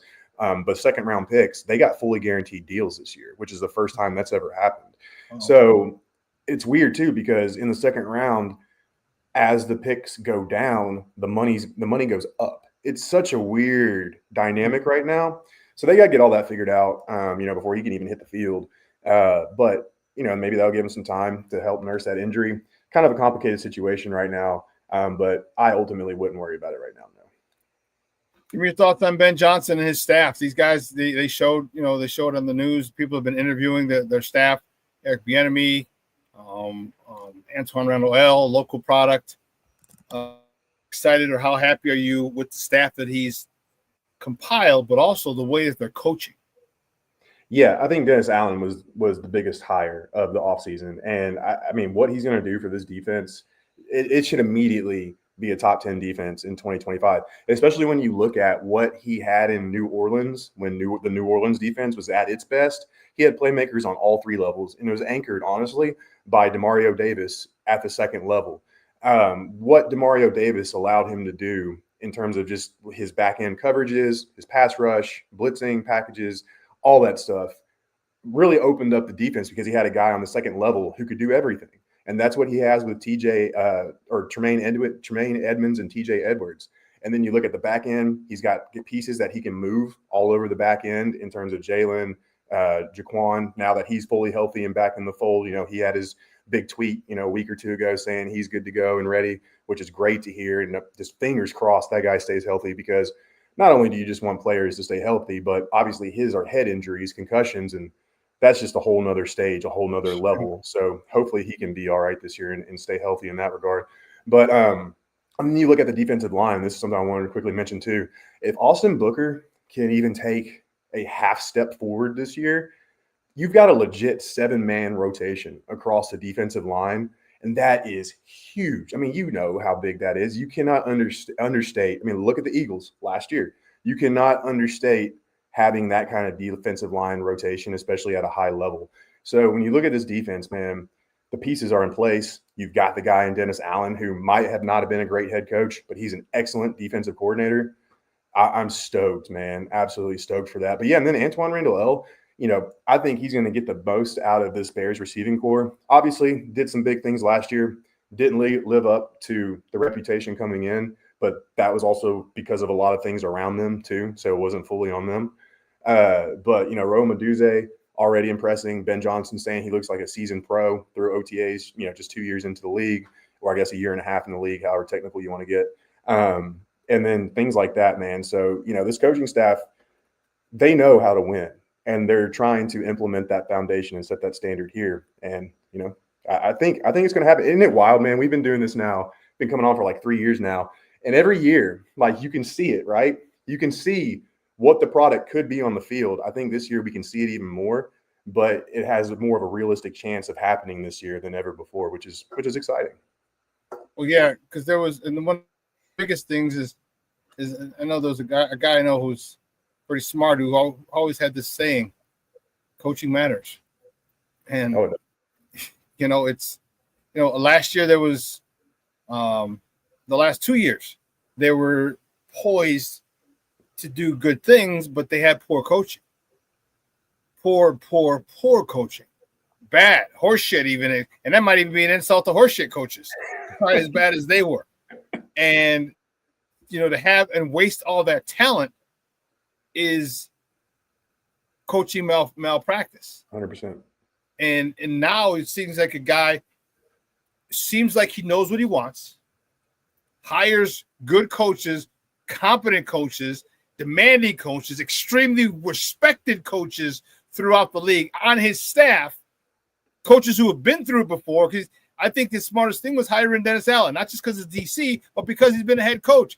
And I'll tell you what, I don't think Dennis Allen's going to get another crack at being a head coach for a while, which means if this thing goes well, Dennis Allen's going to be here for 5 or 6 years. Oh, yeah. And there's a continuity that you want. There's no – so coming in 26, my biggest thing is I can't wait till the 26 season starts. I'm going to be 10 toes down for 25. But I can't wait till 26 when Caleb's not learning the offense. When DJ, Roma Dunze, Luther Burden, Colston Loveland, Cole Kmet, if he's still here, are not learning a new offense. They're refining it. It's muscle memory. And then Caleb and Ben Johnson are on the same page, theoretically. Okay, here's what I want to do in this situation. Here's what I want to do in this situation. When they're on that same page, that's what I want to see. When this offensive line it has a whole season under their belt and how great this offense can be. Again, I'm 10 toes down in 25, but I can't wait to 26 because of the culture, and it's going to be fun to watch seeing these guys being coached hard and playing after being coached hard because great athletes, superstar athletes, most of them, just about all of them don't want to be coddled. They don't give a shit. Coach me hard because I want to be great. And this is what this staff is doing, and that's why I'm so happy with Ben Johnson and his staff. Yeah, man. And then two really under the radar hires that I think just haven't been talked about enough, but we're going to see the impact on the season is Al Harris and Matt Giordano. Obviously, we all remember Al Harris, especially his moment with Matt Hasselbeck back in 2004. Yeah, I'm dating myself, I know. But the infamous we're going to get the ball and we're going to win in overtime, and then Harris just pick six them straight off. One of the most iconic football memories of my life. So you've got him there, who obviously a lot more storied career, a lot more production than Matt Giordano. But Matt Giordano still played like 7 to 10 seasons in the league, something like that, and was just that good glue veteran.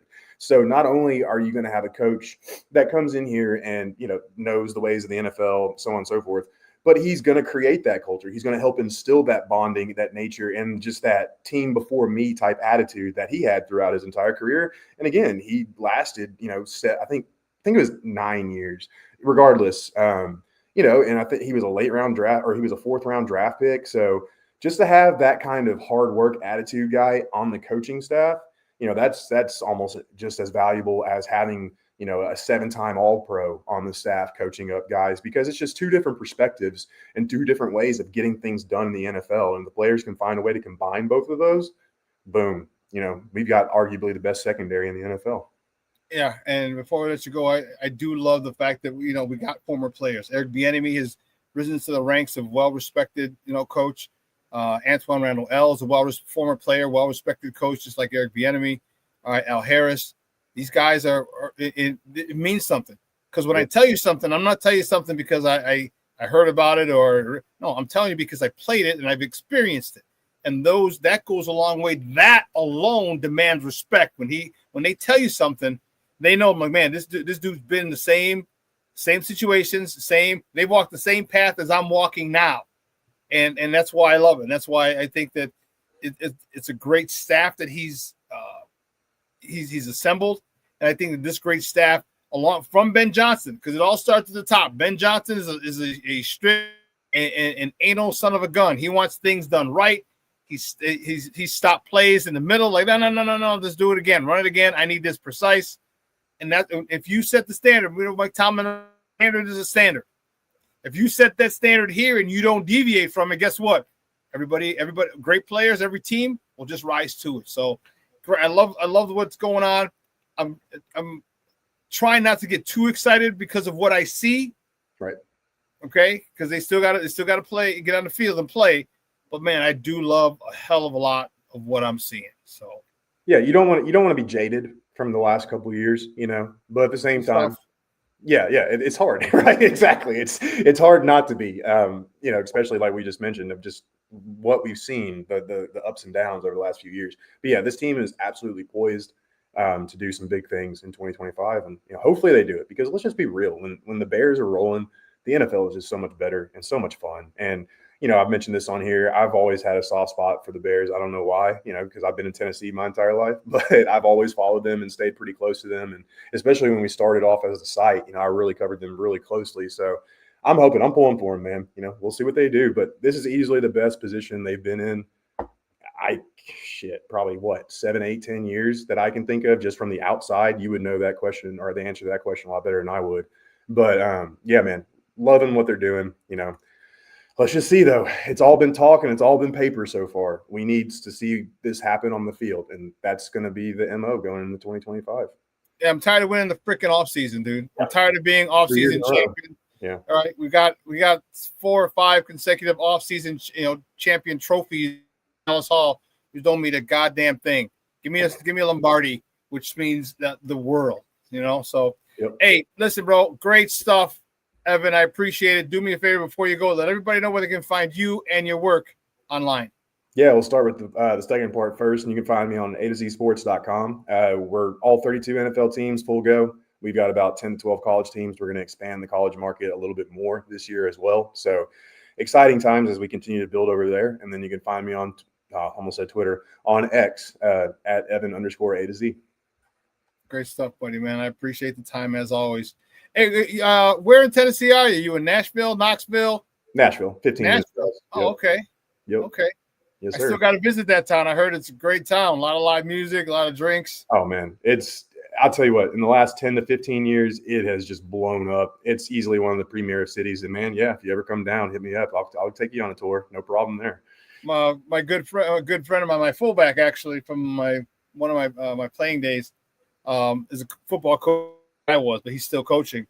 And they go down to a different SEC school every year. The staff that he coaches, they go down. They've been in Tennessee, but they went to Vandy.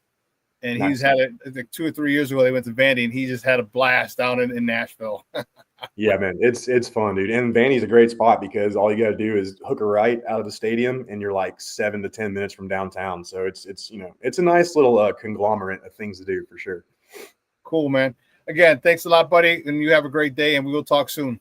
All right, sounds great, man. Always a pleasure. Thanks, Evan.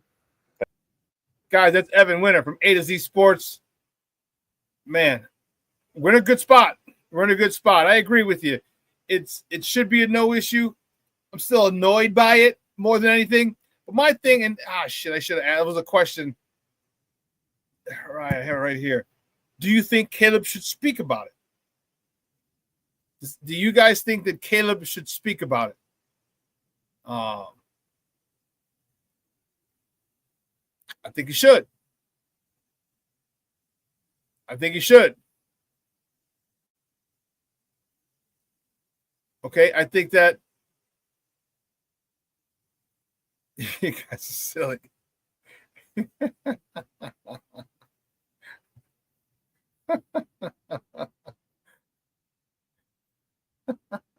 You guys are crazy.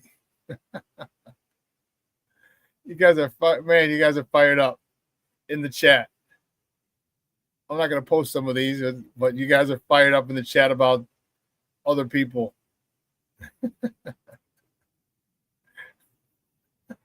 Shorty, your comment about one of the people from one of the other podcasts, he's never had his ass kicked.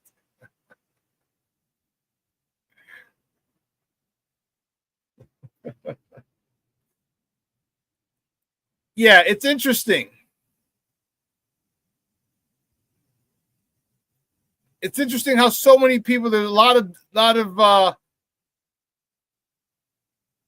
contrary takes.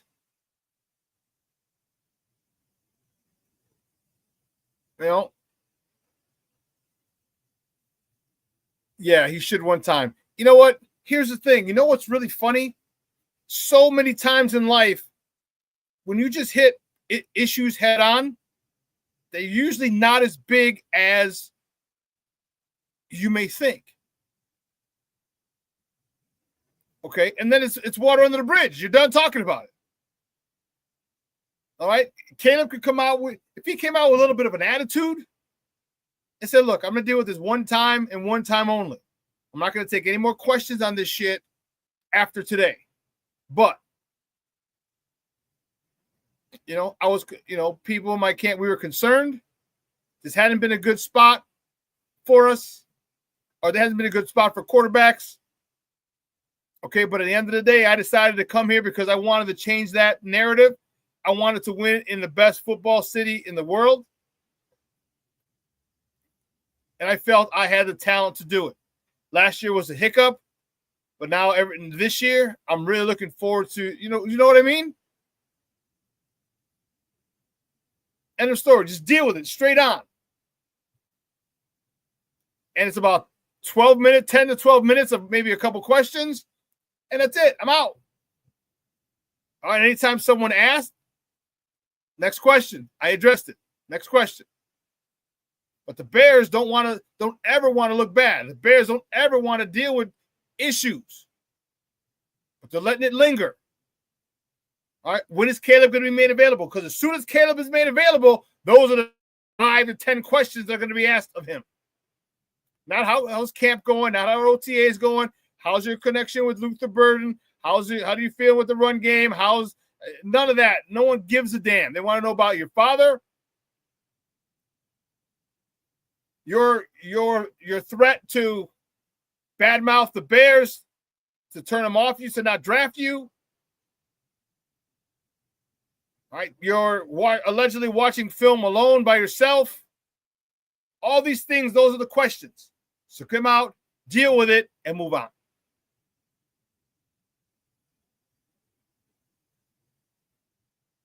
It's literally that simple. But the Bears don't want to talk about how interesting they've been. They don't want to have egg on their face. All right, just deal with it. This is a situation you or Bears created.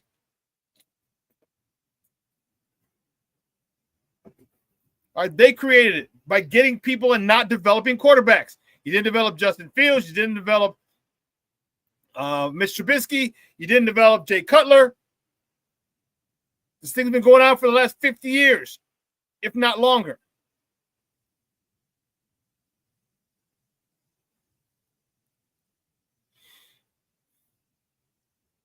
So yeah, they definitely don't want to hear that. But that's the God's honest truth. You haven't developed a quarterback in 50 years.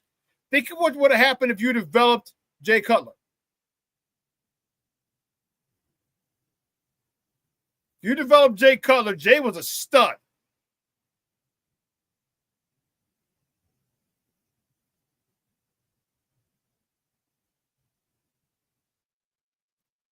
Do you realize that offense in 2013,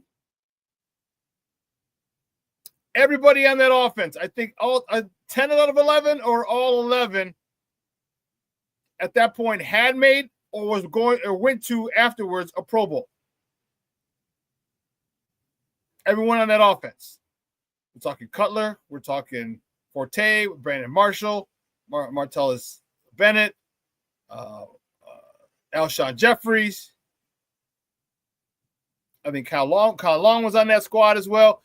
All those guys had gone to at that point or were going to go to a Pro Bowl. How do you not win? Because you don't develop the quarterback. The quarterback was good, really good, but he still needs development. And the Bears don't want to deal with it, and they don't want to talk about it.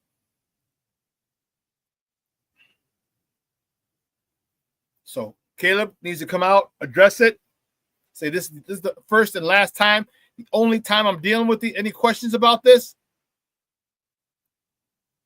Go on a little rant, take a couple questions, and then bounce. And then bounce.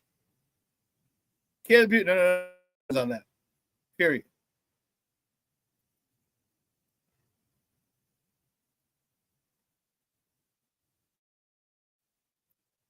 Do you guys think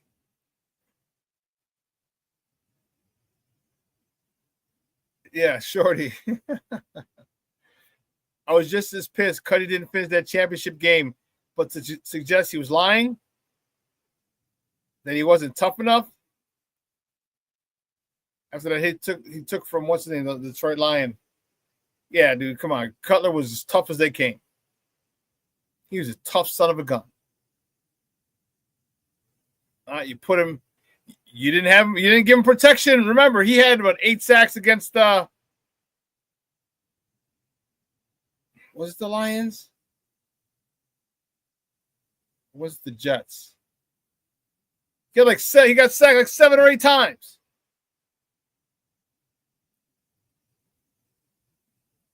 Cuddy's one of my favorite athletes.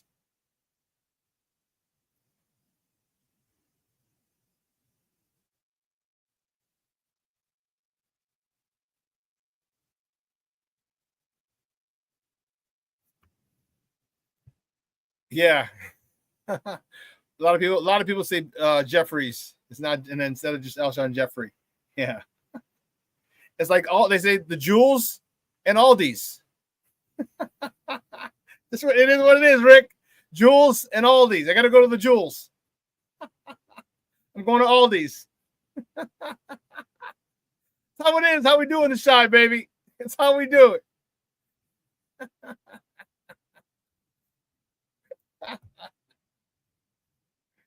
Oh man. Oh man. Oh man.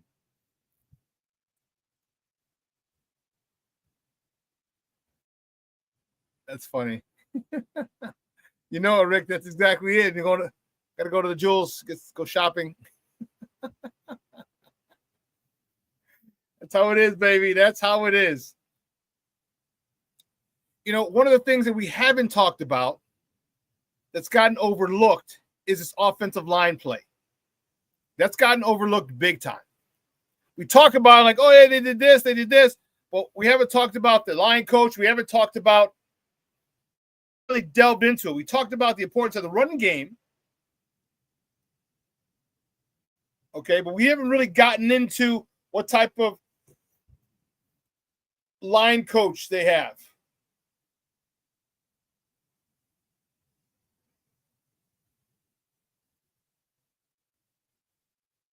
I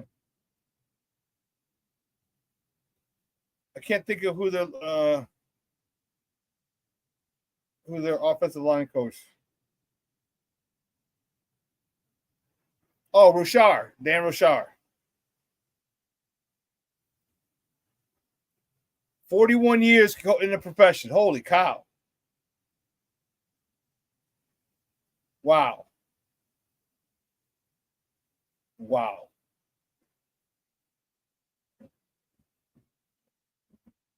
Crazy. 41 years coaching in the whoo. Man, he got in early. He got it in early, and that's great. All right, there we go. So I'm gonna get a little ant running around here. But what kind of coach is he on the line? How does he demand? What does he demand from his players? How tough is this guy? How demanding is this guy? How technical is this guy? Because I love what we've done with this offensive line. But as I mentioned earlier, the most important thing, all right, coaching. How are you going to coach this offensive line? How demanding? Are they going to understand that they are the lifeline of this offense? And they need to play like that. They need to understand it, and they need to play like that.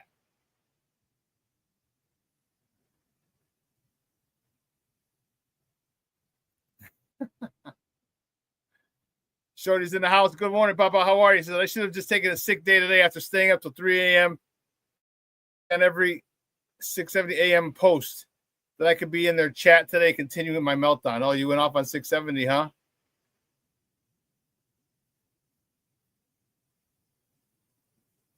Yeah, I get it. I understand. I get it.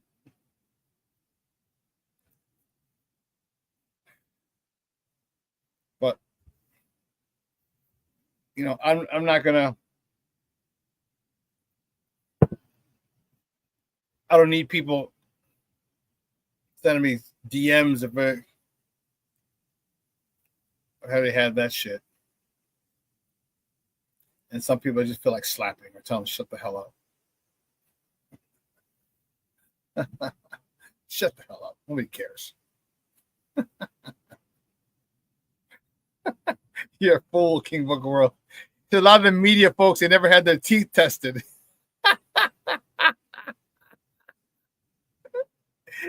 Man, King Book of World, you know how to fucking dude, you know how to make me laugh, dog. That's hilarious.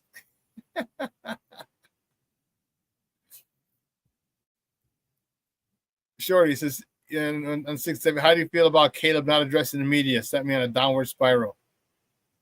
Okay. I get it. I understand. I mean, but do you, Shorty, think that Caleb should have talked by now on this issue? One of the questions that I don't know that I want to hear, this is why I want him to talk, is why are you telling a reporter this? Is this you speaking to the reporter, or is this your dad speaking to the reporter? It's a big difference. It's a big difference. I truly feel that his dad is the one who has the loose lips. That's how I feel. Could be wrong. Could be wrong. But, and it's a shame. Okay? It's a shame. But I'm looking forward to it finally being addressed, whenever that is, and us moving on from it. Players, the organization, the media, and the fan base. Let's move on.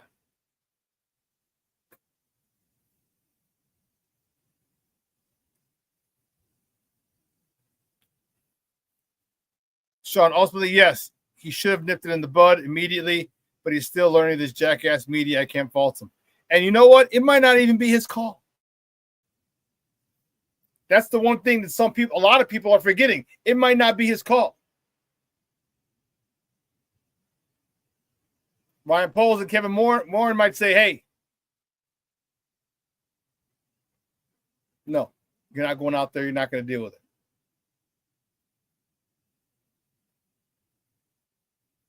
It could be above his head. This could be above his head. Again, they just never want to, the organization never wants to look bad. But these are all the decisions you've made, Bears organization, front office. These are all the decisions you've made over the last 10, 20, 50 years.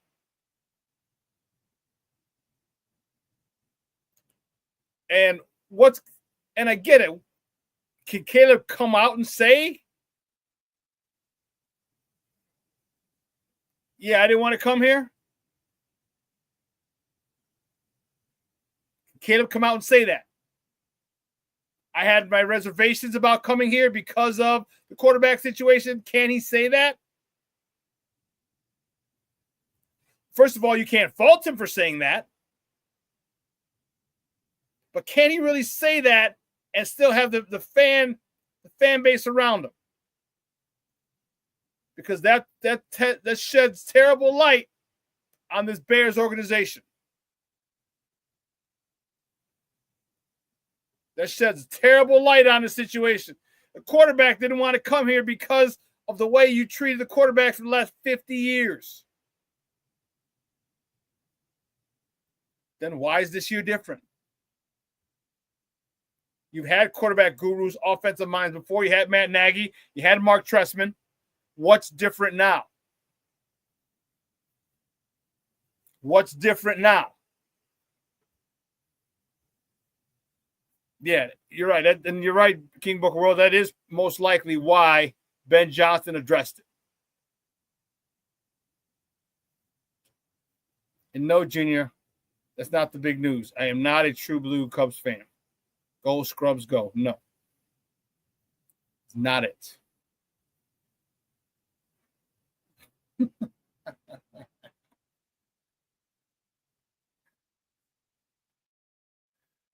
Oh, man. But one of the guys we talked about was Luther Burden. I'm excited to see him.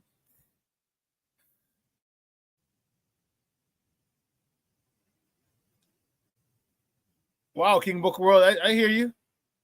Said after 68 sacks, never threw his offensive line under the bus. Never complained about it openly.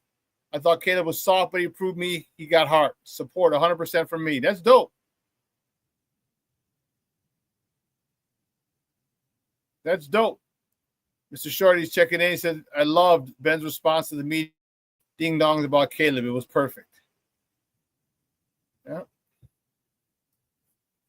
Yep. It was perfect. Great stuff.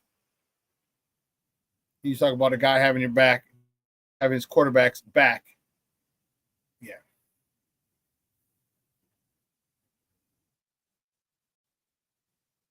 Yeah, I can't wait till they get in pads and start popping, because that's football. Just running around in shirts and T-shirts is not football. 7-on-7 maybe, but let's get it crack-a-lacking. And according to the CBA, like they don't even crack-a-lack a lot. I think there are going to be 2 weeks where they have joint practices with someone else right before a preseason game. Is it the Dolphins? I gotta double check. I think the Dolphins are here. They play them here in the preseason, and they might practice here days leading up to it. And I love that. I love the joint practices. All right, you get fresh meat. You get to see someone completely different, someone you haven't been practicing against for the prior 2 weeks. Because you might be facing a guy who just match on our team that matches up well against you. Can't get off. You can't show your shit, but your talent is through the roof. It's just a bad matchup for you. And against other guards or other teammates, against other competitors, you may do well.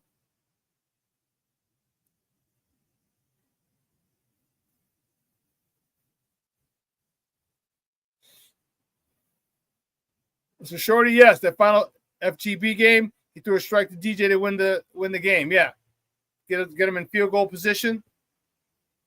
That dig, we got him 5 or 6 yards closer. Yeah. Yeah.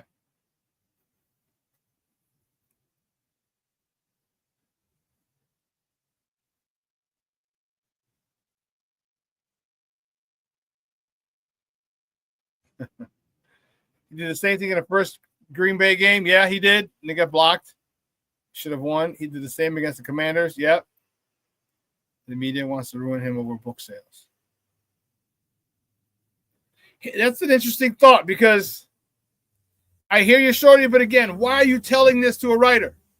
Why are you telling them what goes on in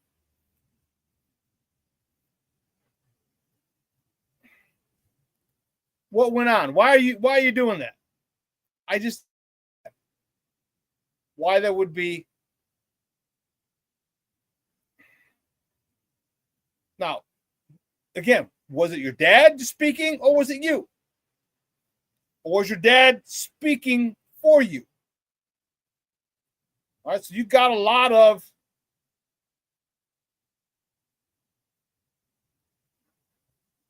varying opinions.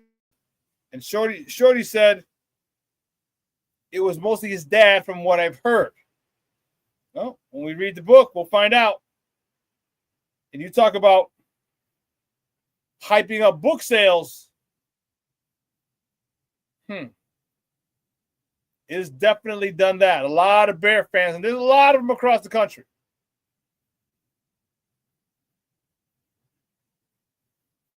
I don't want to read that book.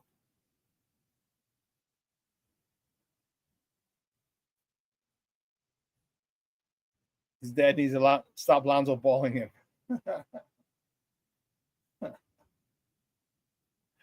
Oh, man. Well, anyway, listen. 2 hours is come and gone. I want to thank my guest, Evan Winter from A to Z Sports, for coming out talking Bears football with your guy. Great stuff. Great stuff from Evan. And listen, like I told you on Friday, all right?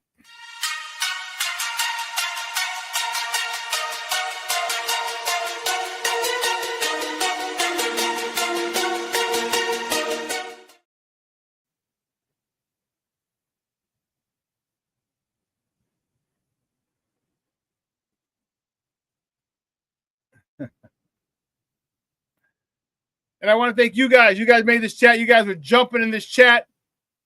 I love it. Cornelia Squalls, Patty Lara, and Jeremiah, thank you for checking in. King Booker World, my man Junior, Shorty, Booker World, Plankster, Brandon Schutz checked in. How are you, Papa? Thank you for tuning in. I think I just said Shorty twice now. Mashawn, Cornelius, and everybody else, Rick. Anyone else I may have forgotten? Rick Gonzalez, King Booker World, Black Diamond, James Ford. Everyone else, I hope I didn't miss you in the chat.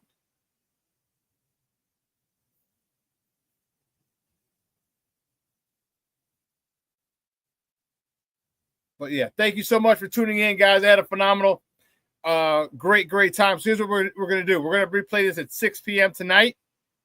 So if you missed any part of it, you can.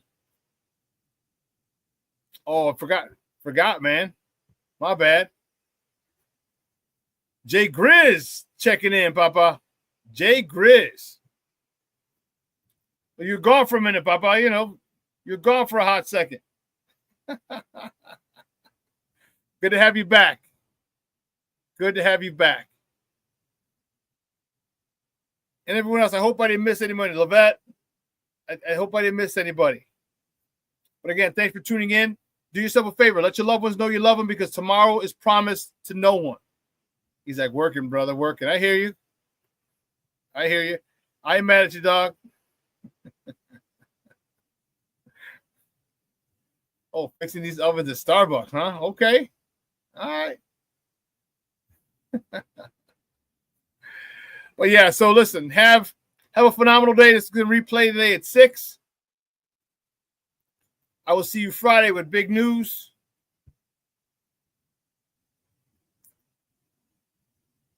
Big news. And I look forward to it. All right, get word on the Bears up at Hallis for another round of OTAs. We should have someone who was there or covered or was going that particular day. But anyway, guys, have a great day. I know it's overcast and rainy here in Chicago. Okay, if you're in here, again, just remember you're on the wake-up list. So be thankful for the fact that you're still alive, that you woke up. All right? So I got to bounce. So for everyone here at Sports Zone Chicago, I'm your boy, the SuperBack, Shawn Sierra. Have a phenomenal day. All right? King Booker World, have you checked out that place that we talked about? Let me know. But again, until then, I'm your boy, the SuperBack. I am out.